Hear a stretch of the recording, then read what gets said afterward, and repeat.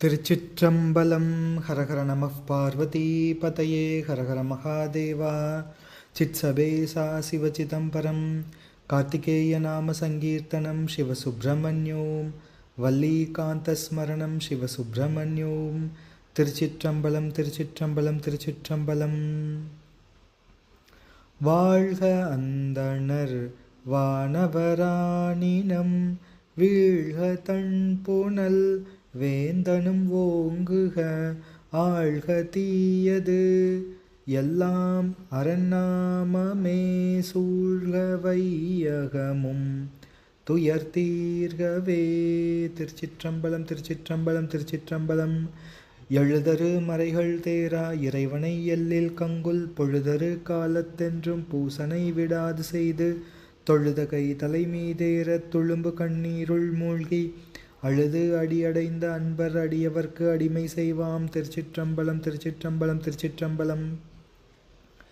எல்லாம் வல்ல உமையொரு பாகனாரின் தனிப்பெரும் கருணையினாலும் ஆச்சாரிய பெருமக்களின் குருவருளினாலும் எம்பிரான் ஸ்ரீமத் மாணிக்கவாசக சுவாமிகளின் பொன்னார் திருவடி சார்பினாலும் நாம் இடைமருது ஈசன் சாத்திர குழுவில் திருவாசக சிந்தனைகளை மேற்கொண்டு வருகின்றோம். திருவாசக சிந்தனைகளில் போற்றி திரு அகவல் சிந்தனை தொடர்ந்து நாம் மேற்கொண்டு வருகின்றோம். போற்றி திரு அகவலிலே மெய்தரு வேதியனாகி வினைக்கெட கைத்தரவல்ல கடவுள் போற்றி ஆடக மதுரை அரசே போற்றி என்பது முதலாக நாம் சிந்திக்க வேண்டும். 88, 89, 90 என்று மெய்தரு வேதியனாகி வினைக்கெட கைத்தரவல்ல கடவுள் போற்றி ஆடக மதுரை அரசே போற்றி கூடல் இலங்கு குருமணி போற்றி என்று தொடர்ந்து வருகின்றது. மெய்தரு வேதியன் ஆகி, மெய் என்பது இங்கே மெய்ப்பொருள் உணர்ச்சியினை குறிக்கின்றது. மெய் என்பது இங்கே மெய்ப்பொருள் உணர்ச்சியினை குறிக்கின்றது. அந்த மெய்ப்பொருள் உணர்ச்சியினை தருகின்ற மறையவன் மெய்தரு வேதியன். அப்படி வேதியனாகி வந்து வினைக்கெட சஞ்சிதம் ஆகான்மியம் என்ற வினைகளெல்லாம் கெடும்படி மறையோனாய் வந்து கைத்தரவல்ல கடவுள் போற்றி, அப்படி பேருபகாரம் செய்ய வல்லவனாகிய கடவுளே போற்றி என்பது இதனுடைய அர்த்தம். மெய் என்பது இங்கே மெய்ப்பொருள் உணர்ச்சியினை குறிக்கின்றது. இறைவன் மறையோன் வடிவில் வந்து மெய்ப்பொருள் உணர்ச்சியினை தந்து அருளினமையினால் மெய்தரு வேதியனாகி என்று அருளுகின்றார் ஸ்ரீமத் மாணிக்கவாசக சுவாமிகள். இது அவருடைய எம்பெருமானினுடைய திரு வரலாற்றிலே நாம் காண்கின்றோம். அரை கூவி ஆட்கொண்டருளி மறையோர் கோலம் காட்டி அருளலும் என்று திரு அண்டப்பகுதியிலே அருளுகின்றார். இதனையே உருநாம் அறியவோர் அந்தணனாய் ஆண்டு கொண்டான் என்று திரு தெள்ளேனத்திலே பார்க்கின்றோம். அந்தணன் ஆவதும் காட்டி வந்து ஆண்டாய் என்று திருப்பள்ளி எழுச்சியிலேயும் எல்லாம் வல்ல சிவபரம்பொருள் ஒரு அந்தண திருக்கோலம் கொண்டு பரமாச்சாரிய திருக்கோலம் கண்டு எழுந்தருளி தம்மை ஆட்கொண்டதை ஸ்ரீமத் மாணிக்கவாசக சுவாமிகள் இவ்வாறு அருளுவதை நாம் பார்க்கின்றோம். வினை மெய்தரு வேதியனாகி வினை கெட, வினை என்பது பிராரப்தம் சஞ்சிதம் ஆகாமியம் என்று மூன்றாக இருக்க வினை கெட என்பதற்கு சஞ்சிதம் ஆகாமியம் என்னும் வினைகள் கெடும்படி என்று அர்த்தம் சொல்லப்பட்டது. மூன்றாவதான பிராரப்தம் என்பது அது உடம்பு உள்ளவரையும் அனுபவித்திற்கு உரியதாய் இருப்பதனால் அதை தவிர்த்து சஞ்சிதம் ஆகாமியம் என்ற வினைகள் கெடும்படி எழுந்தருளி வந்த பெருமான் என்று உண்டு. அதோடு மட்டுமல்ல, இன்னொரு வகையாக இந்த சஞ்சிதம் ஆகாமியம் பிராரப்தம் இந்த மூன்று வினைகளையும் உடனே அழித்து வீடு பேறு அருளுகின்ற தீட்சை முறைமையும் ஒன்று. அது பெற்றான் சாம்பானுக்கு எம்பிரான் ஸ்ரீமத் உமாபதி சிவாச்சாரியார் செய்தருளிய சத்யோ நிர்வாண தீட்சை. அது அத்தகைய தன்மை உடையது. மூவினைகளையும் சஞ்சிதம் பிராரப்தம் ஆகாமியம் என்று மூவினைகளையும் அழித்து தீட்சை கொடுத்த சத்யோ நிர்வாண தீட்சை என்ற வகையினைச் சேர்ந்தது ஆகும். அப்படி கைத்தரு கடவுள், கைத்தருதல் என்றால் உதவி செய்தல். கடவுள் என்பது இறைவன். அவர் எல்லா பொருளையும் கடந்து நிற்கின்றவர், ஆதலால் கடவுள் என்ற நாமம். எனவே மெய்தரு வேதியனாகி என்பது இறைவன் வேதத்தை அருளி செய்ததாலும் அதோடு வேதத்தின் பொருளாகவும் இருப்பதாலும் அந்த பொருளை உபதேசமும் செய்வதாலும் இறைவனாருக்கு வேதியன் என்ற திருநாமம். வேதியன் என்று இறைவன் போற்றப்படுவதன் அர்த்தம், இறைவனார் வேதத்தை அருளி செய்கின்றார், தாம் அருளி செய்த அந்த வேதத்தின் பொருளாக இருக்கின்றார், அந்த வேத பொருளை உபதேசம் செய்கின்றார். எனவே வேதியன் ஆகின்றார். மெய்மையை சொல்லுதல் என்பது வேதியனுக்கு முக்கிய இலக்கணம். எனவே மெய்தரு வேதியன் என்றார். மெய்மையை சொல்லுதலே வேதியனுக்கு முக்கிய இலக்கணம் என்பதனை திருமுறைகளிலும் நாம் காண்கின்றோம். மைமறு பூங்குழற் கற்றை துற்ற வானுதல் மான்விழி மங்கையோடும் பொய்மொழியா மறையோர்கள் ஏத்த புகழி நிலாவிய புண்ணியனே எம் இறையே என்று முதலாம் திருமுறையிலே எம்பிரான் திருஞான சம்பந்தமூர்த்தி நாயனார் அருளுகின்றார். முதலாம் திருமுறை 4வது திருப்பதிகம் 1வது திருப்பாடலிலே. அதே போன்று எய்யா வென்றி தானவரூர் மூன்று எரி செய்த மையார் கண்டன் மாதுமை வைகும் திருமேனி செய்யான் வெண்ணீர் அணி வான் திகழ் பொற்பதி போலும் பொய்யா நாவில் அந்தணர் வாழும் புறவமே என்பது முதல் திருமுறை 97வது திருப்பதிகம் முதல் திருப்பாடல். இது எம்பிரான் திரு ஞானசம்பந்தமூர்த்தி நாயனாரின் திருவாக்குகள். எனவே பொய்மையை சொல்லாது இருத்தல், மெய்மையை சொல்லுதல் என்பது வேதியருக்கு இலக்கணம். அந்தணன் என்பதும் கூட பொய் சொல்கின்ற அந்தணர்கள் அந்த அந்தணத்தன்மையை இழந்து விடுகின்றார்கள் என்று நாம் பார்க்கின்றோம். தர்மம் சர, தர்மத்தின் வழியிலே ஒழுகு, சத்தியம் வத, உண்மையே பேசு என்பன வேதங்கள் விதிக்கின்ற விதிவாக்கியங்கள். அப்படி மெய்தரு வேதியனாகி இறைவனுக்கு என்று எந்த ஒரு உருவமும் நாமமும் வர்ணமும் இல்லை என்றாலும் கூட வேதியனாக இறைவன் எழுந்தருளுகின்றார். எனவே வேதியன் ஆகி என்று அந்த ஆகி என்ற பதம் அங்கே ஸ்ரீமத் மாணிக்கவாசக சுவாமிகளால் அருளப்பட்டிருக்கின்றது. மெய்தரு வேதியனாகி என்று என்றும் உள்ள உண்மை பொருள்களாகிய மெய்ப்பொருள்கள் பதி பசு பாசம் இவை நித்திய பொருள், உண்மை பொருள், சத் என்று இந்த மூன்றுக்குமே சத். அப்படி முப்பொருள் உண்மையை உபதேசத்தால் தருகின்ற வேதியனாகி மெய்தரு வேதியனாகி என்பதற்கு இதிலே மெய் என்பதனை உடம்பு என்று எடுத்துக்கொண்டோமேயானால் இறைவன் ஆன்மாக்களை உய்யக்கொள்ளும் பொருட்டு ஒரு திருமேனி தாங்கி எழுந்தருளி வருகின்றார் என்ற அர்த்தமும் இதிலே தொனிக்கின்றது.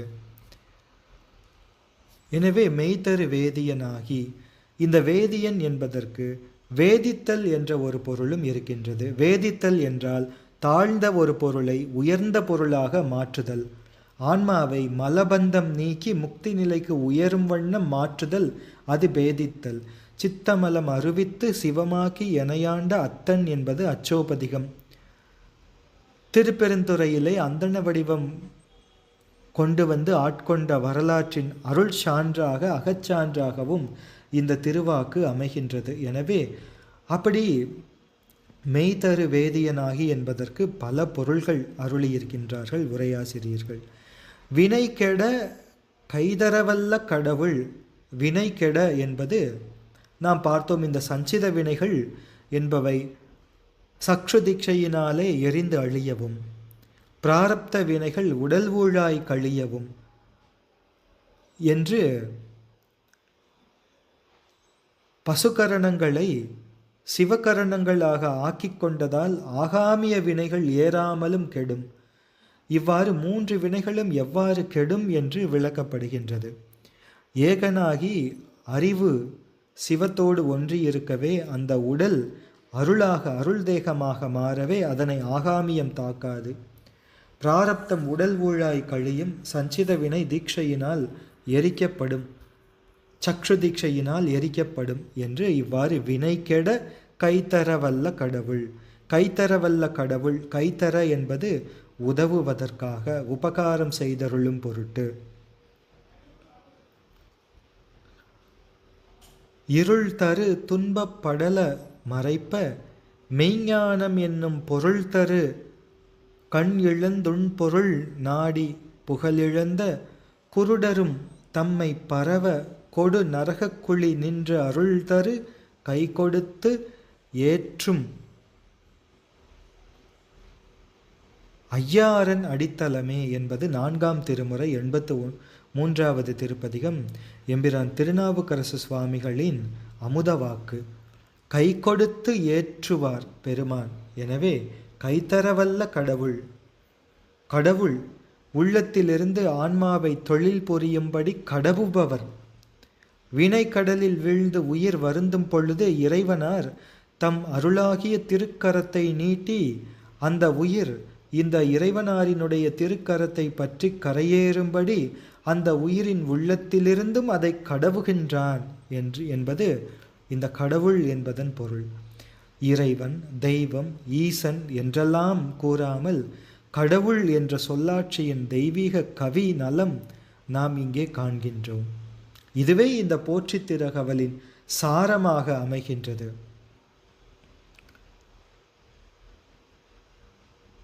வினை கெட கைத்தர வல்ல கடவுள். என் வினைகளை கெடச் செய்து கையினால் சின்முத்திரை காட்டி மெய்ப்பொருளை உபதேசம் செய்து உய்வித்த கடவுள் என்றும் பொருள் கொள்ளலாம்.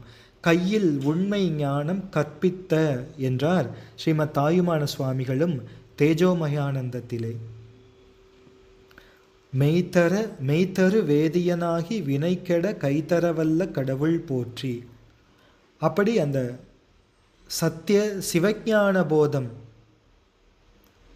அடியேனுக்கு உபதேசித்த பரமகுருவாகிய வேதாந்த வஸ்துவாகிய சுவாமி அவர் என் உள்ளத்தில் இருந்து கைவல்ய அனுபூதியை செய்தார் என்று அந்த சுவாமியினுடைய கைமாறு, சுவாமி செய்கின்ற பேர் உபகாரம், அதற்கு போற்றி என்பது இதனுடைய அர்த்தம். அடுத்ததாக 90வது ஆடக மதுரை அரசே போற்றி. இது முதல் இந்த போற்றி திருகவலின் அந்த கருத்துக்கு ஏற்ப பல்வேறு போற்றிகளை அமைத்து அருளுகின்றார் ஸ்ரீமத் மாணிக்கவாசக சுவாமிகள். அதிலே ஆடக மதுரை அரசே போற்றி என்பது அடுத்து வருவது. மதுரையம்பதி என்பதற்கு சமஷ்டி வித்யாபுரம் என்று பெயர். அது ஹிரண்ய கோச சமஷ்டி வித்யாபுரம். அப்படிப்பட்ட மதுரை திருப்பதிக்கு அரசனான பொருளே. ஹாட்டகம் என்பது பொன், தங்கத்தை குறிக்கின்றது. இங்கே தடாதகை பிராட்டியாரை திருமணம் செய்து இறைவனார் சோமசுந்தர பாண்டியனாக முடிகவித்து மதுரை மாநகரிலிருந்து அரசு செலுத்தினார். எனவே மதுரைக்கு அரசே என்று போற்றுகின்றார். ஹாட்டக மதுரை அது பொன்னாலான மாடங்களை உடைய மதுரை என்றும் பொருள்படும். பிரளயத்திலும் அழிவு எய்தாத பெருமை உடையது மதுரை. ஹாட்டகம் அது இங்கே தங்கம். தங்கத்தை புடமிடும்போது மற்றையெல்லாம் அழிந்து ஒழிய தூய்மையான தங்கம், தூய்மையான பொன் மட்டுமே எஞ்சியிருக்கும். அதுபோல பிரளய காலத்திலும் மற்ற எல்லாமும் அழிந்தொழிய மதுரை ஒன்றே நிலை பெற்றது என்பதனை விவரிக்க ஆட்டக மதுரை அரசே போற்றி என்று அருளுகின்றார்.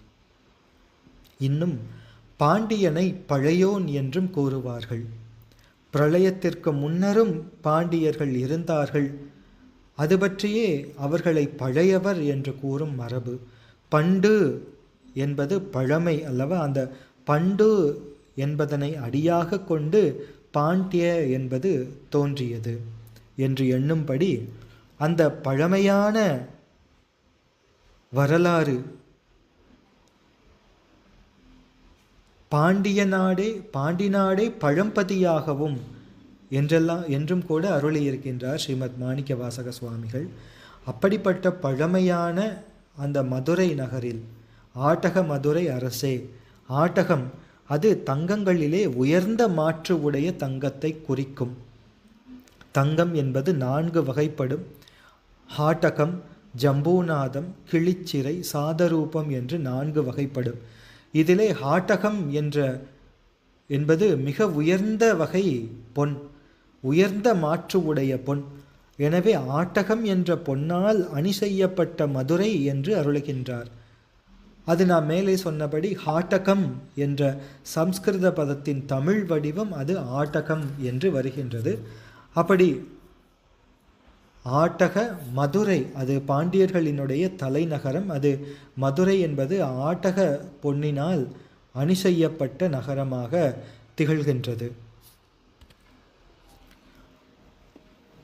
ஆட்டகம் என்பதனை ஆடு அகம் என்று பிரித்து நடன அரங்கு என்று கொண்டு திரு ஆலவாய் திருக்கோயிலிலே இருக்கின்ற வெள்ளியம்பலத்தை அது குறிப்பதாக ஒரு உரை இருக்கின்றது. வெள்ளியம்பலம் என்பது 5 அம்பலங்களிலே ஒன்று என்பதும் நாம் இங்கே நோக்கத்தக்கது. மற்றைய அம்பலங்கள் என்பவை தில்லையிலே கனக சபை, திருவாலங்காட்டில் ரத்ன சபை, திருநெல்வேலியில் தாம்பிர சபை, திருக்குற்றாலத்தில் சித்திர சபை என்று அமைகின்றன. அரசு ஆட்டக மதுரை அரசு. அரசு என்பது எல்லா உயிர்களுக்கும் பெருமான் தலைவன் என்பதனை குறிக்கின்றது. மதுரையை ஆண்ட மலையத்வஜ பாண்டியன் சிவபதம் அடைய பரம சிவபக்தனான அவருடைய மகள் தடாதகை பிராட்டி அரியணை ஏறுகின்றார். சிவபெருமான் திருக்கையிலையிலிருந்து இங்கே எழுந்தருளி எம்பெருமாட்டி தடாதகை பிராட்டியாரை திருமணம் செய்து கொண்டருளி சௌந்தர பாண்டியன் என்ற பெயரிலே பாண்டிய நாட்டை ஆட்சி புரிந்து அருளுகின்றார் பெருமான். திருவிளையாடல் புராணத்திலே இந்த சரிதத்தை நாம் காண்கின்றோம். எனவே மதுரைக்கு அரசே என்று சிறப்பித்து பாடுகின்றார். அரசு என்பது பெருமான் எல்லா உயிர்களுக்கும் அரசர் என்றாலும் கூட, பொது வகையால் எல்லா உயிர்களுக்கும் அரசர் என்றாலும் சிறப்பு வகையால் மதுரைக்கு அரசராகின்றார். சௌந்தர பாண்டியன் என்ற திருநாமம் கொண்டு அரசு செலுத்தினார் என்று நாம் பார்க்கின்றோம். மதுரை என்பது மதுராபுரி, இன்று மதுரை என்று வழங்கப்படுகின்றது. இதனுடைய திரு வரலாற்றையெல்லாம் நாம் திருவிளையாடல் புராணம் உள்ளிட்ட மதுரையின் ஸ்தல புராணங்களிலே நாம் காண்கின்றோம். துவாதசாந்த ஸ்தலம், கடம்பவனம், திரு ஆலவாய், சதுஷ்கூடபுரம் என்கின்ற 4 மாட கூடல், பூலோக கைலாயம், சிவராஜதானி என்று பல திருநாமங்களை கொண்டு திகழ்கின்றது இந்த மதுரையம்பதி. எம்பிரான் மூர்த்தி நாயனார், எம்பெருமாட்டி மங்கையர்க்கரசி அம்மையார், எம்பிரான் இன்றசீர் நெடுமாற நாயனார், எம்பிரான் குலச்சிறை நாயனார் ஆகிய 4 நாயன்மார்கள் அவதாரம் செய்து அதனால் பெருமை கொண்ட தலம் மதுரையம்பதி. இறைவனார் புரிந்த 64 திருவிளையாடல்களை பெற்ற பெரும்பதி. இன்னும் பல்வேறு பெருமைகள். மதுரை என்பது அந்த திருத்தலத்திற்கு திருநாமம். திரு ஆலவாய் என்பது திருக்கோயிலினுடைய திருநாமம்.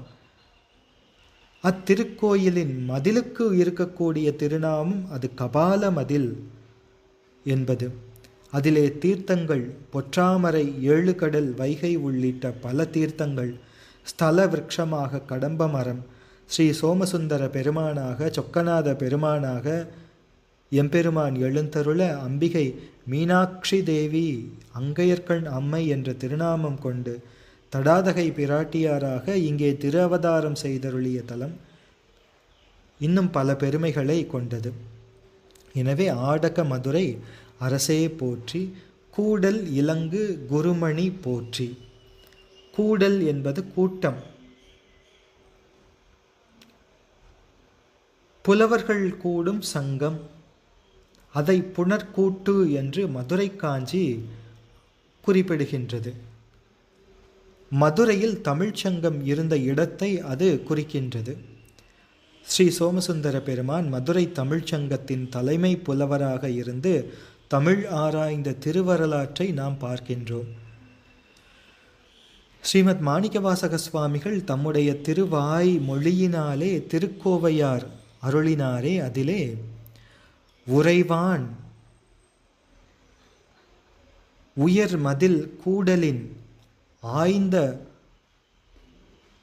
ஒன் தீன் தமிழின் துறைவாய் நுழைந்தனையோ என்று இந்த கூடல் என்கின்ற திருநாமத்தை, மதுரையம்பதிக்கு இருக்கக்கூடிய கூடல் என்ற திருநாமத்தை ஸ்ரீமத் மாணிக்கவாசக சுவாமிகள் தாம் அருளிய திருக்கோவையாரிலே குறிப்பிட்டு அருளுகின்றார். திருக்கோவையார் 20. சிறைவான் புனல் தில்லை சிற்றம்பலத்தும் என் சிந்தையுள்ளும் உறைவான் உயர் மதில் கூடலின் ஆய்ந்த ஒன் தீன் தமிழின் துறைவாய் நுழைந்தனையோ ஏழிசை சூழல் புக்கோ இறைவா தடவரை தோள்கெண்கெல்லாம் புகுந்து எய்தியதே என்று அந்த திருப்பாடல். கூடல் இலங்கு குருமணி.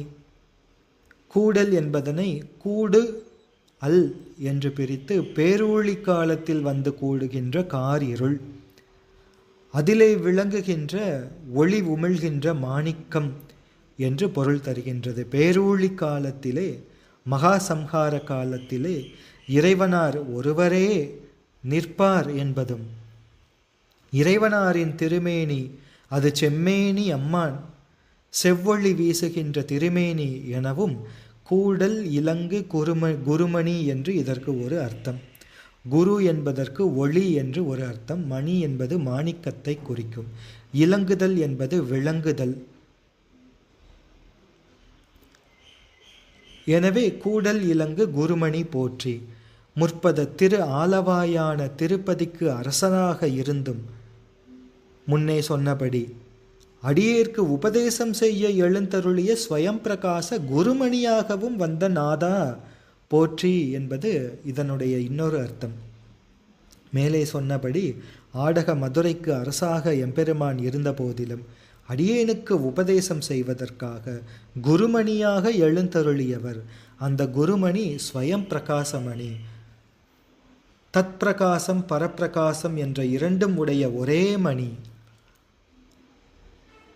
கூடல் என்பது மதுரை மாநகர். அது நான்மாட கூடலான வரலாறு. அதனை திருவிளையாடல் புராணத்திலே நாம் பார்க்கின்றோம். குரு என்பதனை நிறம் என்று எடுத்துக்கொண்டால் குருமணி என்பது இங்கே மதுரை திருக்கோயிலிலே எழுந்தருளியிருக்கும் சொக்கநாத பெருமானை குறிக்கின்றது. அதோடு மட்டுமல்ல, இறைவன் ஸ்ரீமத் மாணிக்கவாசக சுவாமிகளை ஆட்கொண்ட போது இன்னென்ன ஸ்தலங்களை வணங்குதி என்று பணித்து அருளுகின்றார். அந்தந்த ஸ்தலங்களிலெல்லாம் இதே குருவடிவை காட்டுகின்றோம் காண்பாய் என்றும் அருளி செய்திருக்கின்றார். எனவே குருமணி என்பதற்கு ஆச்சாரியமணி என்று பொருள் உரைத்தலும் பொருந்தும். வைத்தனம் பதிகள் தம்மில் இவை வணங்கில் ஆங்கே இத்திகள் வடிவே காண்டி காட்டுதும் என இயம்பி என்பது திருவாதவூர் அடிகள் புராணத்திலே மண் சுமந்த சருக்கத்திலே வருகின்ற திருப்பாடலின் பகுதி. எனவே பதிகள் தோறும் நீ சென்று தில்லைக்கு வா. அப்படி பதிகள் தோறும் நீ செல்லும்போது அந்தந்த ஸ்தலங்களிலே இதே ஆச்சாரிய திருக்கோலத்தை யாம் காட்டுவோம் என்று அருளுகின்றார் எம்பெருமான். திரு உத்தரகோசமங்கைக்கு ஸ்ரீமத் மாணிக்கவாசக சுவாமிகள் எழுந்தருளிய போது இறைவன் தம்முடைய குரு வடிவத்தை காட்டுவதை தாமதிக்கவே, அதனால் இறைவனது குரு வடிவத்தை காண பெறாமையினால் வருந்திய அடிகள் அங்கே நீத்தல் விண்ணப்பம் அருளி செய்கின்றார் என்றும் அதன் பின்னர் குருவடிவாய் எம்பெருமான் காட்சி கொடுத்தார் என்பதையும் நாம் பார்க்கின்றோம். குருமணி என்பதனை சிவபுராணத்திலும் நாம் பார்த்தோம் அல்லவா?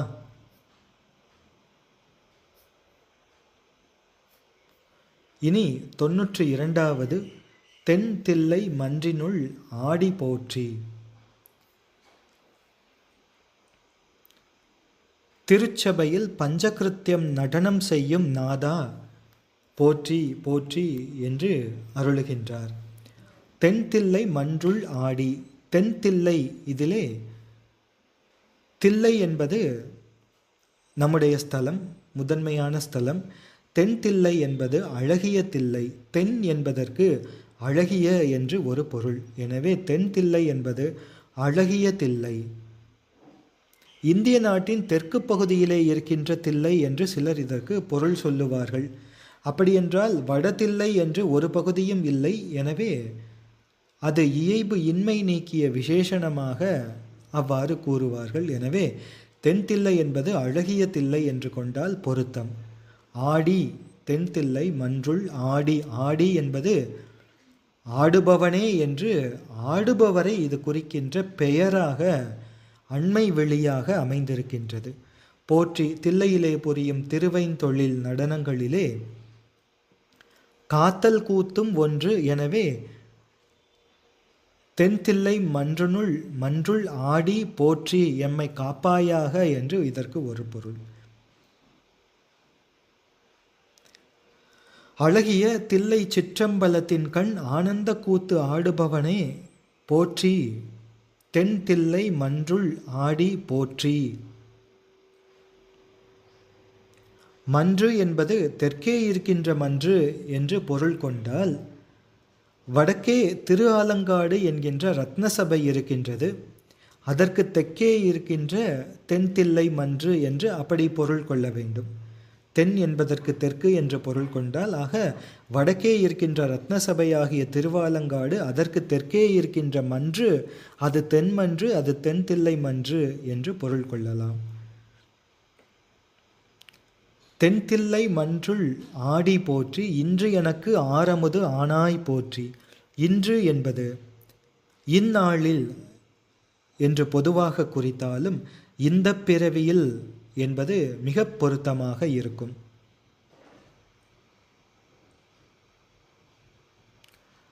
இன்று எனக்கு ஆரமுது ஆனாய் போற்றி. இந்த பிறவியிலேயே எனக்கு அமுது, அருமையான அமுது, கிடைத்தற்கு அருமையான அமுது, கிடைத்தற்கரிய அமுது,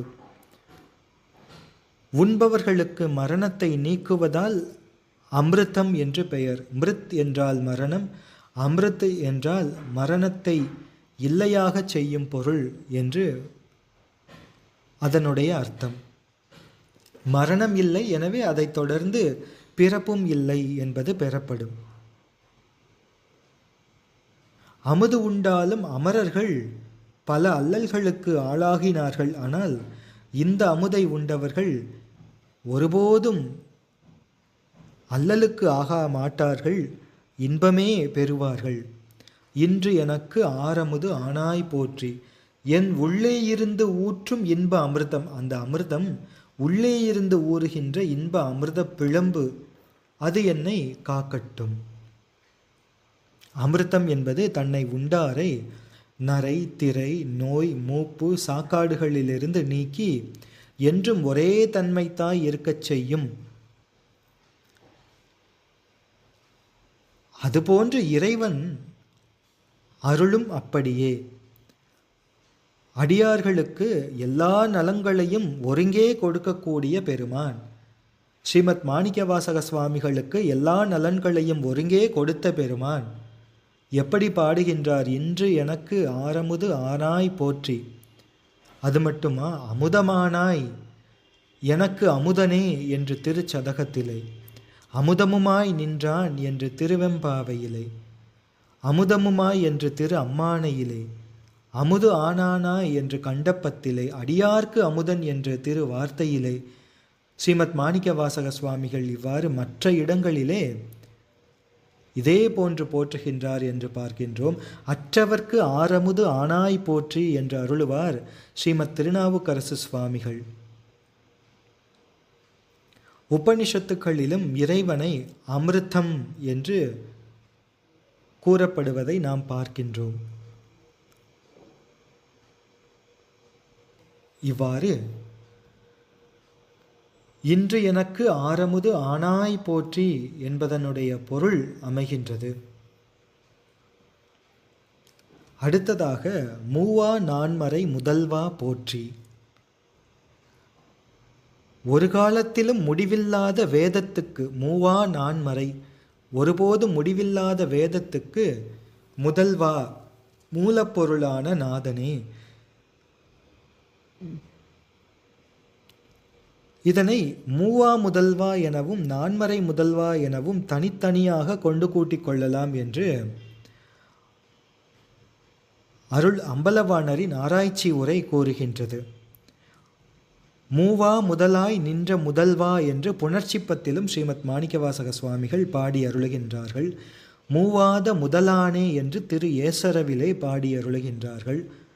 நான்மறை முதல்வா என்றார் 4 வேதங்களை எம்பெருமான் அருளியமையினால் அவற்றால் போற்றப்படுவதால் வேத மெய்நூல் சொன்னவனே என்று நீத்தல் விண்ணப்பத்திலும், வேதங்கள் ஐயா என ஓங்கி ஆழ்ந்து அகன்ற நுண்ணியனே என்று சிவபுராணத்திலும் ஸ்ரீமத் மாணிக்கவாசக சுவாமிகள் அருளியதை நாம் பார்க்கின்றோம். மூவா நான்மறை முதல்வா, மூவா என்பது கெடாத, அதை நான்மறை முதல்வா என்ற இரண்டுக்கும் புணர்ந்து மூவா நான்மறை என்றும் மூவா முதல்வா என்றும் பொருள் கொள்ளலாம். மூவா நான்மறை என்றால் மறைகள் எழுதா கிளவியாக இருப்பவைகள். ஆனால் இந்த சொற்கள் எல்லாம் சுத்தமாயையின் காரியம். பேரூழி காலத்திலே 4 வகை வாக்குகளும் மாயையில் ஒடுங்கும் அல்லவா? அப்போது மறைகள் கெடாது இருத்தல் எப்படி என்றால், அந்த கேடு என்பது சொற்களுக்குத்தானே அன்றி அந்த சொற்களால் உணர்த்தப்படும் பொருளாகிய மறைக்கு அன்று. அம்மறைகளும் மீண்டும் புனர்வுற்பவத்திலே தோன்றும் வாக்குகளாலே உணர்த்தப்படுவன. உண்மை விளக்கத்திலே 41 நாம் பார்க்கின்றோம். உற்ற குறி அழியும் ஓதுங்கால் பாடைகளில் சற்றும் பொருள்தான் சலியாது என்று வருகின்றது. எனவே இந்த தோன்றுதல், இருத்தல், அழிதல் இவைகளெல்லாம் சொற்களுக்குத்தானே அன்றி சொற்களால் குறிக்கப்படும் பொருளுக்கு அல்ல. எனவே மூவா நான்மறை, மூவா முதல்வன். இறைவனுக்கும் மூப்பு என்பது கிடையாது. மூப்பு என்பது கால தத்துவம் காரணமாக வருவது. இறைவனாரோ கால தத்துவத்தை கடந்து நின்று அந்த தத்துவத்தையும் இயக்குபவர். எனவே அவர் என்றும் முதுமை அடைய மாட்டார்.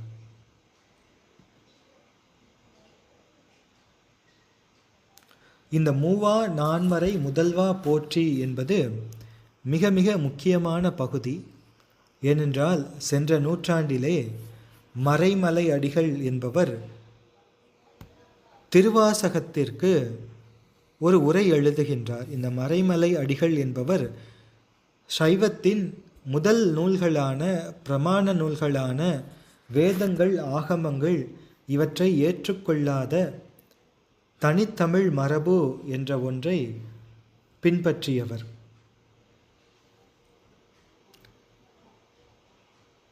மூவா நான்மறை முதல்வா போற்றி என்று அதற்குரிய அர்த்தத்தை அவர் வேறு விதமாக அருளியிருக்கின்றார். மறைமலை அடிகள் திருவாசகத்துக்கும் உரை அருளியிருக்கின்றார், உரை செய்திருக்கின்றார்.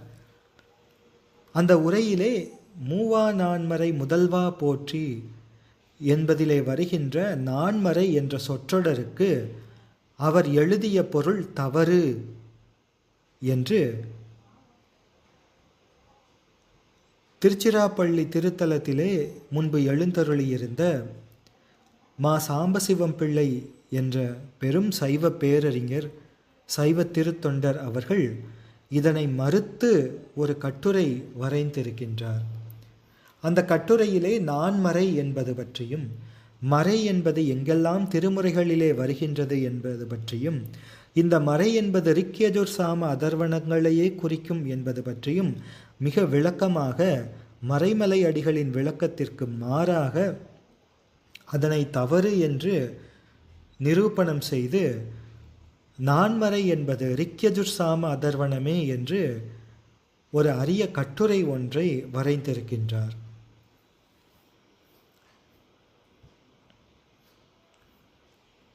மூவா நான்மறை என்ற சொற்றொடருக்கு ரிக் முதலான 4 வேதங்கள் என்பதுதான் தொன்று தொட்டு பொருள் சொல்லப்படுகின்றது சைவ மரபிலே.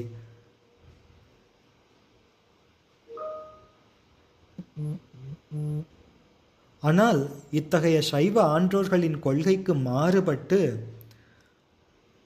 மறைமலை அடிகள் அவர்கள் மறைகள் நிந்தனை முதலியன வெளிப்படையாக தெரியும்படியும் உள்ளுரையாக மலிந்து கிடக்கும்படியும் உரை செய்தார்.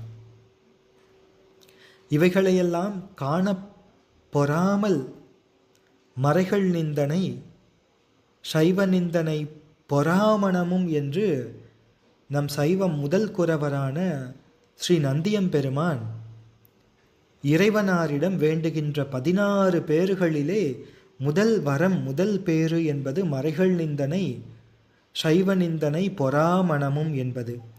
அத்தகைய மனம் கொண்ட பெரியவர் சாம்பசிவம் பிள்ளை ஐயா அவர்கள் இதற்கு இந்த பொய் உரைக்கு மறுப்பு தெரிவித்து அருளினார். திருவாசகம் போற்றித் திரு அகவலில் காணப்படும் மூவா நான்மறை என்னும் சொற்றொடரின் பொருள் ஆராய்ச்சி என்பது இதனுடைய தலைப்பு. சைவ திருமா சாம்பசிவம் பிள்ளை ஐயா அவர்கள் எழுதி அருளியது. பொதுயுகம் 1923 இது நூலாக வெளிவந்துள்ளது. மூவா நான்மறை என்பதன் பொருள் ரிக் யஜுர் சாமம் அதர்வனம் என வழங்கும் வேதங்கள் தான். ஆனால் இப்படி பொருள் கொள்வது சரியானது அல்ல என்று கூறிய மறைமலை அடிகள் இதற்கு இந்த நான்மறை என்பதற்கு தமிழிலே வழங்கப்படுகின்ற தொல்காப்பியம், இறையனார் அகப்பொருள், திருக்குறள், தேவாரப்பாக்கள் மற்றும் சிவஞான போதம் இவைதான் நான்மறை என்று எழுதியிருக்கின்றார். அந்த கூற்றுக்கு மறைமலை அடிகள் கூறும் காரணம், இந்த நில உலகத்து மொழிகளிலே பண்டை காலம் தொட்டு இன்று வரை இரவாது வழங்குவது தமிழ்மொழி ஒன்றே அல்லது பிற அண்மை பிற மொழிகள் இல்லை என்றும், என்றும் உள்ளதாகிய இறைவன் தன்போல் என்றும் உள்ளதாகிய தமிழ் மொழிகளிலன்றி இடையே இறந்துபட்ட ஆரியம் முதலான மொழிகளில் உண்மை நுண்பொருளை அறிவுறுத்துதல் உயிர்களுக்கு பயன்படாமையன் இறைவன் அவற்றின்கண் அருளுதல் ஏலாமையானும் அறம்பொருள் இன்பம் வீடு என்னும் உறுதிப்பொருள் 4 வகுத்து கூறுவன நான்மறை எனப்படுதற்கு பொருத்தமாமன்றி ஒரு காலத்து ரிக் என இருக்கு என ஒன்றேயாயவும் பின்னொரு காலத்திலே அவ்விருக்கினின்றும் எடுத்து கூட்டி யஜுர் சாமம் என பிரித்து சேர்க்கப்பட்டு 3ஆகவும் இன்னும் ஒரு காலத்திலே அம்மூன்றிலிருந்து பிரித்து எடுத்து தொகுத்த அதர்வனம் என ஒன்று கூட்டப்பட்டு 4 என்றும் வெவ்வேறாக வழங்குகின்ற ஆரிய மறைகளை நான்மறைகள் என தொன்று தொட்டு வழங்குதல் ஏலாமையினாலும் அடிகள் ஈண்டு அடிகள் என்பது இங்கே ஸ்ரீமத் மாணிக்கவாசக சுவாமிகளை குறிக்கின்றது. அடிகள் ஈண்டு மூவா நான்மறை என்று அருளிச் செய்தது மூத்தல் இல்லாதது என்றும் இளமை செவ்வியோடு திகழும் மூத்தல் இல்லாது என்றும் இளமை செவ்வியோடு திகழும் தமிழ் நான்மறைகளேயாம் என்க. இது பல்லாவரம் சுவாமி வேதாச்சலம் என்று சொல்லப்பட்ட மறைமலை அடிகள் எழுதியிருக்கின்ற திருவாசக உரையிலே மூவா நான்மறை முதல்வா போற்றி என்பதற்கு எழுதிய உரையிலே அமைந்த பகுதி. இது அவரினுடைய கருத்து.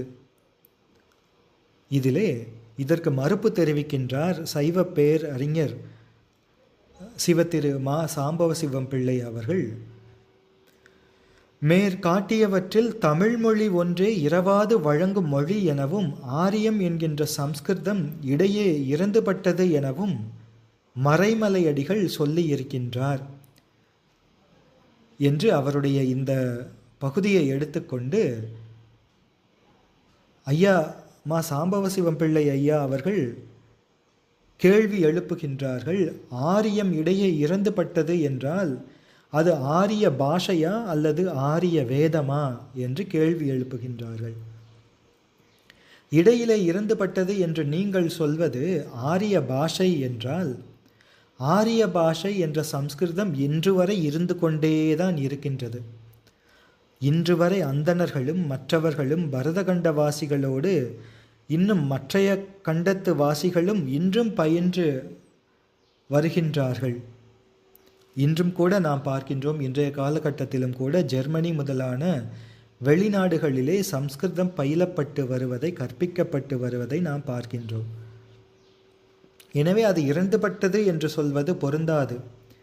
ஆரிய பாஷை இறந்துபட்டது என்று எடுத்துக்கொண்டால் அப்படி சொல்வது பொருந்தாது. இனி ஆரிய நூல்கள் இறந்துபட்டது ஆரிய நூல்கள் என்று மறைமலை அடிகள் சொன்னார் என்றால், ஆதிநூலாகிய வேதம் முதலிய 18 வித்தைகளும் இன்று வரை நிலை பெற்றே இருக்கின்றன, விளக்கமாகவே இருக்கின்றன. இன்று வரை வேத பாராயணம், வேத கல்வி பல பாடசாலைகளிலே, வேத பாடசாலைகளிலே, ஆகம பாடசாலைகளிலே பயிற்றுவிக்கப்பட்டு வருகின்றது. எனவே ஆரிய வேதம் என்று நூலை சொன்னாலும் அதுவும் இன்னும் இறந்துபடவில்லை, இன்று வரை நன்றாகவே வழங்கப்பட்டு வருகின்றது. அதனை நாம் கண்கூடாகவே பார்க்கின்றோம். எனவே ஆரியம் இறந்துபட்டது என்ற கூற்று இங்கே மறுக்கப்படுகின்றது. சம்ஸ்கிருதம் என்பது இன்றும் முதன்மையான மொழியாக சைவ சமயத்தினருக்கு திருக்கோயில்களிலும் வழங்கி வருகின்றது. வேதாகமங்கள், இதிகாச புராணங்கள் என்று சைவ சமய பிரமாண நூல்கள், ஆகம சார்பு நூல்கள், பத்ததி நூல்கள் எல்லாமே சம்ஸ்கிருதத்திலே தான் இன்றும் வழங்கி வருகின்றன. எனவே அது மறுக்கப்படுகின்றது. ஆரியம் இறந்துபட்டது என்ற கூற்று மறுக்கப்படுகின்றது. சரி, ஆரியம் தமிழ் போல பேச்சு வழக்கிலே இருந்து மறைந்து விட்டது என்று அவர் சொல்ல வருகின்றார் என்றால், பேச்சு வழக்கிலே இல்லாவிட்டால் அதனால் ஒரு குறையும் இல்லை. வழக்கிலே இல்லை என்று நீங்கள் சொல்வீர்கள் என்றால், வழக்கிலே இந்த பாஷை இல்லை என்று சொல்வீர்கள் என்றால், அதனாலும் ஒரு குறையும் இல்லை என்று மறுக்கின்றார். அதனால் என்ன ஆகிவிடப் போகின்றது என்று மறுக்கின்றார். என்ற போதிலும் கர்நாடக மாநிலத்திலே இருக்கின்ற ஒரு கிராமம், அதிலே இருக்கின்ற மக்கள் எல்லோரும் சம்ஸ்கிருதத்தில்தான் பேசுகின்றார்கள். சம்ஸ்கிருதம் பேச்சு வழக்காக, பேச்சு மொழியாக இருக்கின்ற ஒரு கிராமம் இன்றும் இந்த இந்தியாவிலே, பாரத தேசத்திலே, கர்நாடக மாநிலத்திலே உண்டு. வழக்கிலிருந்து ஒழிந்து விட்டது ஆரியம் என்று நீங்கள் சொன்னீர்கள் என்றால், தமிழிலே இருக்கின்ற ஆதிநூலாகிய அகத்தியம் எங்கே? தமிழிலே வழங்கப்பட்ட இசை நூல், செயிற்றியம், குணநூல், பஞ்சமரபு, பஞ்சபாரதியம் என்ற நூல்கள் எல்லாம் எங்கே? முதல் சங்க நூல்கள் எங்கே? கடைச்சங்கத்தார் இயற்றிய பாரத வெண்பா என்ற நூல் முழுவதுமாக காணப்படுகின்றதா? அது இருக்கட்டும். தேவார திருப்பதிகங்களாகிய திருமறைகள், தமிழ் மறைகள் 1,03,000 பதிகங்களில் இப்பொழுது இருப்பவை 791 தானே. அப்படியென்றால் அதே வாக்கியத்தை இங்கேயும் சொல்வீர்களா? இறந்துபட்டது என்று சொல்வீர்களா? அது சிவ அபராதம் ஆகிவிடாதா?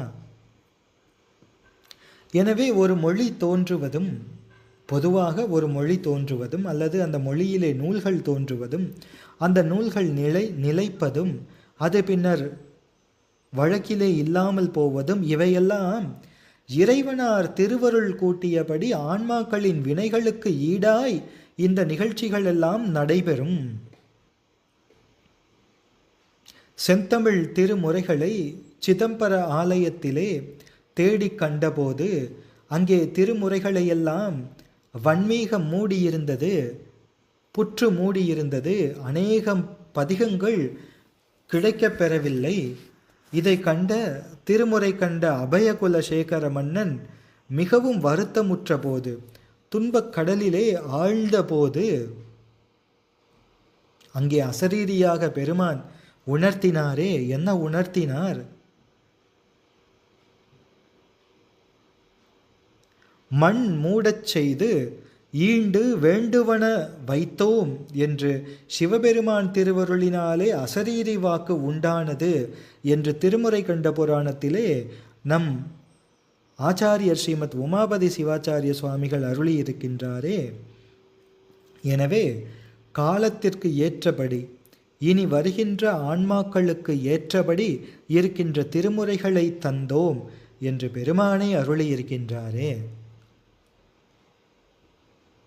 எனவே வழக்கில் இல்லாமல் போய்விட்டது என்பதற்காக அப்படி சொல்ல முடியுமா? அப்படி சொல்ல முடியாதே.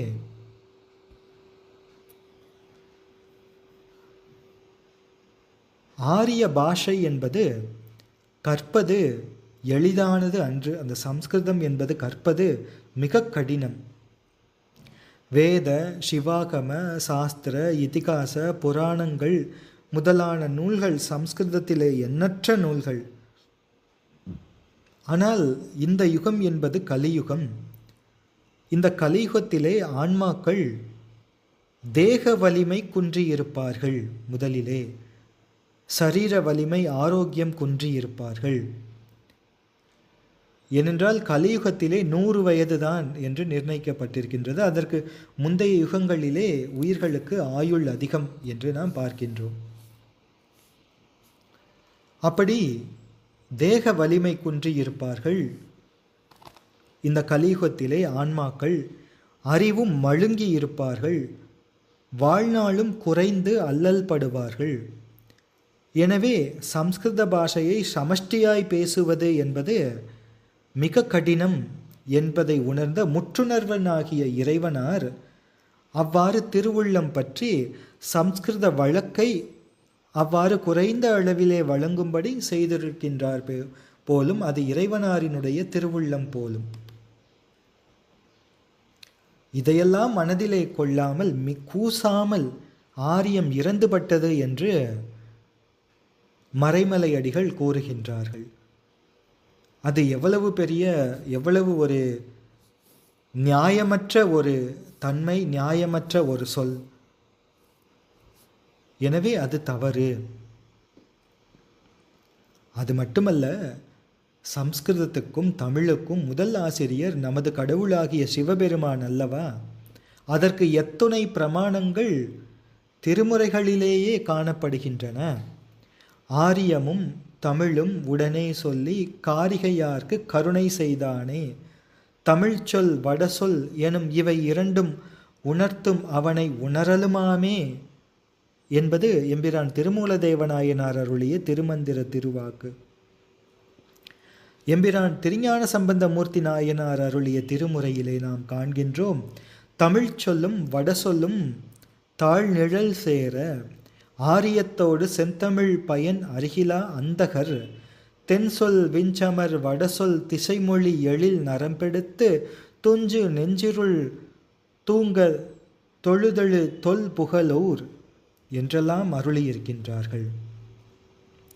எம்பிரான் திருநாவுக்கரசு சுவாமிகள் அப்பரடிகள் ஆரியம் தமிழோடு இசையானவன், ஆரியன் கண்டாய் தமிழன் கண்டாய், முத்தமிழும் நான்மறையும் ஆனான் கண்டாய், செந்தமிழோடு ஆரியனை, வடமொழியும் தென்தமிழும் மறைகள் நான்கும் ஆயினான் கான் என்றெல்லாம் எம்பிரான் அப்பர் சுவாமிகள் அருளியிருக்கின்றார்கள். இவ்வாறு இவை முதலாக திராவிட திருமுறையின் பிரபல பிரமாணங்களாலே ஆரிய பாஷையும் தமிழ் பாஷையும் ஒரே நீர்மைத்து ஒரே தன்மை உடையன என்றும் ஒன்றுக்கொன்று ஏற்றத்தாழ்வு இல்லை எனவும் காட்டப்பட்டது. ஆரிய பயன், செந்தமிழ் பயன் இவைகளை அறியாதவரை அந்தகர் என்று எம்பிரான் திருஞான சம்பந்தமூர்த்தி நாயனார் எழித்து கூறுகின்றார். அதனை நாம் காண்கின்றோம். ஆரியத்தோடு செந்தமிழ் பயன் அருகிலா அந்தகர் என்று எம்பிரான் திருஞான சம்பந்தமூர்த்தி நாயனாரின் திருவாக்கு. எனவே சம்ஸ்கிருத பாஷையை குறை கூறுபவர்கள் அந்த பாஷையின் முதல் ஆசிரியராகிய சிவபெருமானையும் அந்த பாஷையை எடுத்து புகழும் திருஞான சம்பந்தமூர்த்தி நாயனார் முதலான சைவ சமயாச்சாரியார்களையும் குறை கூறுபவர்களே ஆவார்கள். இனி மறைமலையடிகள் அடுத்த பகுதியினை கூறுகின்றார். எப்படி நான்மறை என்றால் 4 மறைகள் அல்லவா? ஆனால் ரிக்யஜுர் சாம அதர்வணம் 4 மறைகள் என்றால் அந்த 4 மறைகளிலே ரிக் முதலியன ஒன்றன் பின் ஒன்றாக வெவ்வேறு காலத்தில் உண்டானது என்பது மறைமலையாடிகள் கூறுகின்ற கூற்று. சரி, அப்படி ஒன்றன் பின் ஒன்றானது குறை என்று கூறுகின்றார், குறை சாற்றுகின்றார். அப்படி ஒன்றன் பின் ஒன்று தோன்றியது என்பது குறையா? அப்படி என்றால் தமிழிலேதான் நான்மறை என்று மறைமலை அடிகள் கூறும் தொல்காப்பியமும் இறையனார் அகப்பொருளும் திருக்குறளும் தேவார திருமுறைகளும் இவைகளெல்லாம் ஒரே காலத்திலா தோன்றியவைகள்? ஒன்றன் பின் ஒன்றாக வேறு வேறு காலத்தில் வெவ்வேறு ஆசிரியர்களால் தானே உண்டாக்கப்பட்டவை. எனவே ஒன்றன் பின் ஒன்று தோன்றின என்ற கூற்று முதலிலே தவறு. அப்படி ஒன்றன் பின் ஒன்று தோன்றியதாக இருந்தாலும் அதனால் ஒரு குறையும் இல்லை என்பது நம்முடைய சைவ பேரறிஞர் சிவத்திரு சாம்பவ சிவம்பிள்ளை ஐயா அவர்களினுடைய மறுப்பு. ரிக் முதலானவைகள் ஒன்றன் பின் ஒன்றாக தோன்றவில்லை. பல பலவாக கிடந்த வேதங்களை வேத வியாசர் 4 என்று ஒரே காலத்தில்தான் வகுத்தார். கலியுகத்திற்கு முன்பு ரிக்யஜுர் சாம அதர்வண வேதங்கள் எல்லாம் ஒரே வேதங்களாகத்தான் இருந்தவை. சிவபரம்பொருளின் ஆணைக்கு இணங்க வியாசர் ஒன்றாக கிடந்த வேதங்களை ரிக்யஜுர் சாம அதர்வணம் என்று 4ஆக வகுத்தார். அது அவருடைய காலத்தில் ஒரே காலத்தில் தான் நிகழ்ந்தது. அதுபோலத்தான் இங்கே தமிழ் திருமுறைகளையும் நம்முடைய எம்பிரான் நம்பியாண்டார் நம்பிகள் பெருமான் ஒரே காலத்திலே 11 திருமுறைகளாக வகுத்து அருளினார் என்று நாம் பார்க்கின்றோம். இனி அறம்பொருள் இன்பம் வீடு என்ற 4 இவை புருஷார்த்தங்கள், தர்ம அர்த்த காம மோக்ஷ என்று வரும். இந்த புருஷார்த்தங்களை சொல்வது நூல்கள்.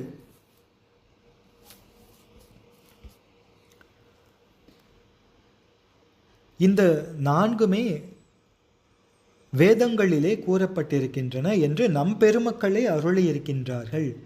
ஆல் அதன் கீழ் இருந்து நால்வர்க்கு அறம்பொருள் வீடு இன்பம் ஆரங்கம் வேதம் தெரித்தானை என்றும் அறங்கிளரும் நால்வேதம் ஆலின் கீழ் இருந்தருளி எனவும் தமிழ் ஸ்ருதி வாக்கியமே இதற்கு சான்றாக அமைகின்றது. அது மட்டுமல்ல, வேதம் என்னும் சொல் தமிழ் வேதத்தை குறிக்கின்றதா ஆரிய வேதத்தை குறிக்கின்றதா என்பதை நாம் கவனிக்க வேண்டும். இருக்கு சுருதி மறை எழுதா கிழவி ஆதிநூல் சாக்கை ஆரணம் வேதம் இது பிங்களந்தை நிகழ்ந்து கூறுகின்ற வாக்கு. பௌடிகம் இருக்கு முதல் வேதமாகும். 2ஆம் வேதம் யசு தைத்திரியம். 3வது சாமவேதம் கீத நடை. 4ஆம் வேதம் அதர்வணம் என்ப. உபநிடதம் வேதத்தின் உட்பொருளாகும் என்றும் பிங்களந்தை நிகழ்ந்து கூறுகின்றது. எனவே ரிக் ஓத்து ஆரணம் வேதம் என்பவை ஓத்து என்ற மொழியும் வேதம் என சேந்தன் திவாகரமும் கூறுகின்றது. இவைகளெல்லாம் சம்ஸ்கிருத பணுவல்கள்தான். 4 வேதம் என வரையறுக்கப்பட்டு விளங்குவதும் மேற்காட்டிய ரிக்யஜுர் சாம அதர்வண வேதங்களே. எனவே நான் மறை என திருவாதவூர் அடிகள் பெருமான் ஸ்ரீமத் மாணிக்கவாசக சுவாமிகள் அருளியது சம்ஸ்கிருத வேதங்களான ரிக்யஜுர் சாம அதர்வணங்களையே. வேதம் ஆரணம் ஓத்து மறை சுருதி ஆகிய சொற்கள் எந்த தமிழ் நூல்களில் பிரயோகப்படுத்தப்பட்டு இருந்தாலும் தமிழ் திராவிடம் என்ற அடைமொழி சேர்க்கப்படாத வரையிலும் முன்பின் சிறப்பு வகை குறிப்பு இல்லாத வரையிலும் வேதம் என்று சொன்னாலே அது ஆரிய வேதத்தை தான் குறிக்கும். வேதம் ஆரணம் ஓத்து மறை ஸ்ருதி என்ற சொற்கள் எல்லாம் அவை ரிக்யஜுர் சாம அதர்வணங்களையே குறிக்கும். எதுவரை என்றால் ஆரியம் என்றோ திராவிடம் என்றோ அடைமொழி சேர்க்கப்படாத வரையில். அடைமொழி சேர்க்கப்பட்டால் ஆரியம் என்றால் அது ரிக்யஜுர் சாம அதர்வணத்தையும் திராவிடம் என்றால் திருமுறைகளையும் குறிக்கும். 6 அங்கமும் வேதத்தோடு சிவபெருமானே அருளினார் என்று கூறப்படுகின்றது. 6 அங்கங்கள் என்பவை வேத அங்கங்கள்: சிக்ஷை, வியாக்கரணம், நிருக்தம், ஜோதிஷம், கல்பம், சந்தஸ். இதிலே சிக்ஷை என்பது வேதத்தின் உச்சாரண லட்சணத்தை உணர்த்துவது. வியாக்கரணம் என்பது வேதத்தின் பத லட்சணத்தை விரிப்பது. நிருக்தம் என்பது வேதத்தின் பதங்களுக்கு விவரம் கூறுவது. ஜோதிஷம் என்பது லக்னம், திதி, வார, நட்சத்திர முதலியவற்றால் வைதிக சைவ கர்மங்களுக்கு காலம் அறிவிப்பது. கல்பம் என்பது போதாயனீயம், ஆபஸ்தம்பம் முதலிய சூத்திர ரூபமாக இருந்து வைதிக கர்மங்களின் முறைமையை கற்பிப்பது. சந்தஸ் என்பது வேதத்திலே சந்த பேதங்களுக்கு அக்ஷர சங்கியை கற்பிப்பது. இவை 6 அங்கங்கள் வேதத்தின் அங்கங்கள். இந்த 6 அங்கங்களும் வேதத்தின் உண்மை பொருளை அறிவதற்கு இன்றியமையாதனவை. 6 அங்கங்களையும் கற்று அறிந்தால்தான் வேதத்தின் நுண்பொருள் விளங்கும். அதனால்தான் இந்த நூல்களுக்கு வேதத்தின் அங்கம் என்று பெயர் உண்டாயிற்று. எனவே வேதத்தை அருளும்போதே 6 அங்கங்களையும் சிவபெருமானே அருளினார் என்று தமிழ்மறை கூறுகின்றது. இக்காரணம் பற்றியே 6 அங்கங்களும் வேதம் போலவே வடமொழியில் உள்ளன என்று நாம் பார்க்கின்றோம். ரிக்யஜுர், சாம, அதர்வண வேதங்கள் வடமொழியிலே இருப்பது போன்றே வேத அங்கங்களும் சம்ஸ்கிருதத்திலே இருக்கின்றன என்று நாம் பார்க்கின்றோம். இதற்கு பிரமாணத்தை தமிழ் மறைகளிலே நாம் காண்கின்றோம், திருமுறைகளிலே நாம் காண்கின்றோம். அவற்றில் சில: பல வேதம் அங்கம் 6 மறை 4 அவையும் ஆனார். பங்கமில் 18 4க்கு உணர்வுமாய் அங்கம் 6 சொன்னானும் ஐயாருடைய அடிகளே. நான்மறையோடு இயல் ஆரங்கம் வல்லானை முன்னொரு நான்மறை ஆரங்கம் பழியாமை பன்னிசையான பகர்வானை என்பவனவெல்லாம் திருமுறை திருவாக்குகள். இந்த காரணங்களினால் நான்மறை என்பது ரிக்யஜுர், சாம, அதர்வணங்கள் 4 தான்.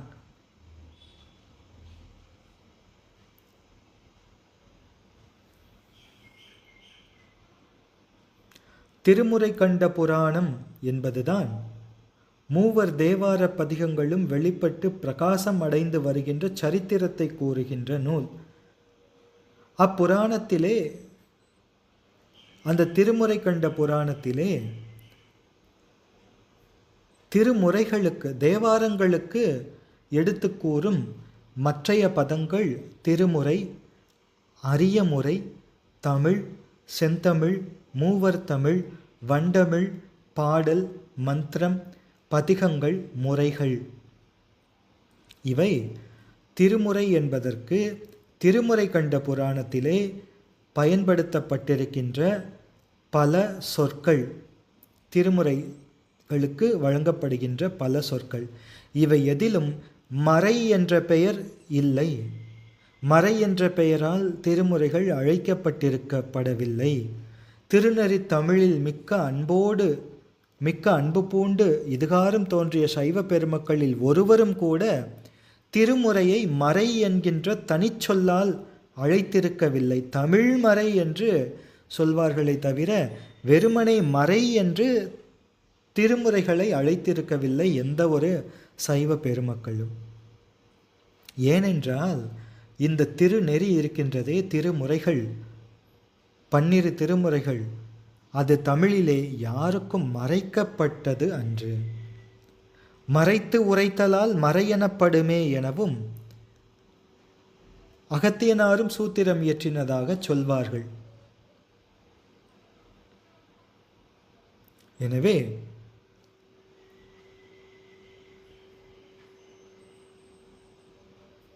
எம்பிரான் நம்பியாண்டார் நம்பிகள் பெருமான்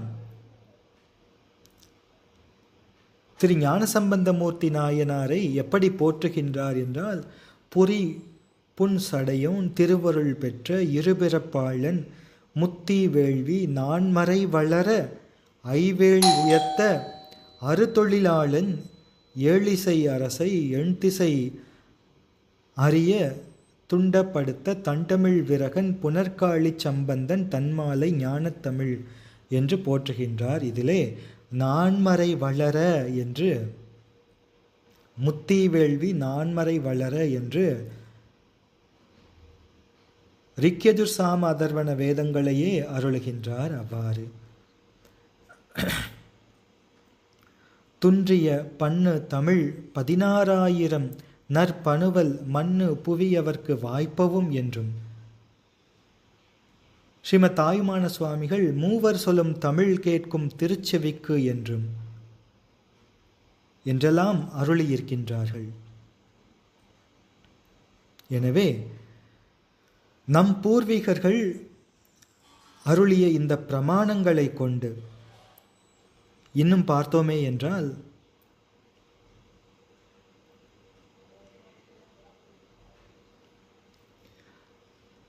துரைமங்கலம் சிவப்பிரகாசர் அருளுகின்றார். முக்கட்காரணன் உரையனும் ஆரண மொழியோ ஆதிசீர் பரவும் வாதவூரண்ணல் மலர்வாய் பிறந்த வாசகத்தேனோ எனவும் மதுர வாசகம் என்றும் நவின்றுள்ளார். இந்த பிரமாணங்கள் எல்லாம் நம்முடைய பூர்வீகர்கள் ஒருவரும் மறை அல்லது நான்மறை என தமிழ் வேதத்தை குறிப்பிடவில்லை என்பதனை காட்டுகின்றன.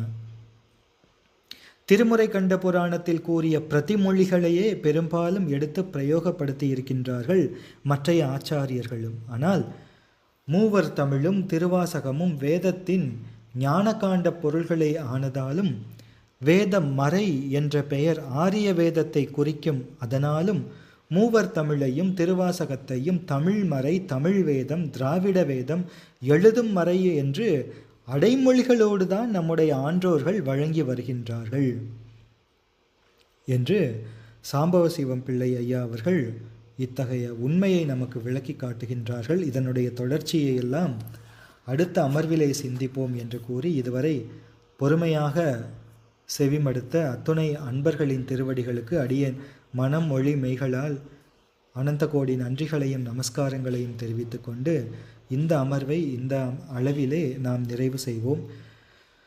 திருச்சிற்றம்பலம். ஹரஹர நம பார்வதி பதையே ஹரஹர மகாதேவா. சித்சபேசா சிவச்சிதம்பரம் கார்த்திகேய நாம சங்கீர்த்தனம் சிவசுப்பிரமணியோம் வல்லிகாந்த ஸ்மரணம் சிவசுப்பிரமணியோம். திருச்சிற்றம்பலம் திருச்சிற்றம்பலம் திருச்சிற்றம்பலம்.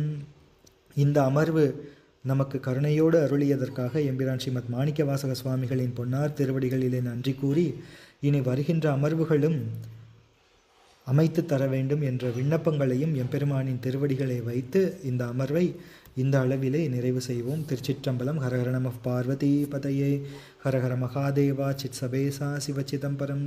ஸ்ரீமத் மாணிக்கவாசக சுவாமிகள் பொன்னார் திருவடிகள் போற்றி போற்றி. திருச்சிற்றம்பலம் திருச்சிற்றம்பலம் திருச்சிற்றம்பலம்.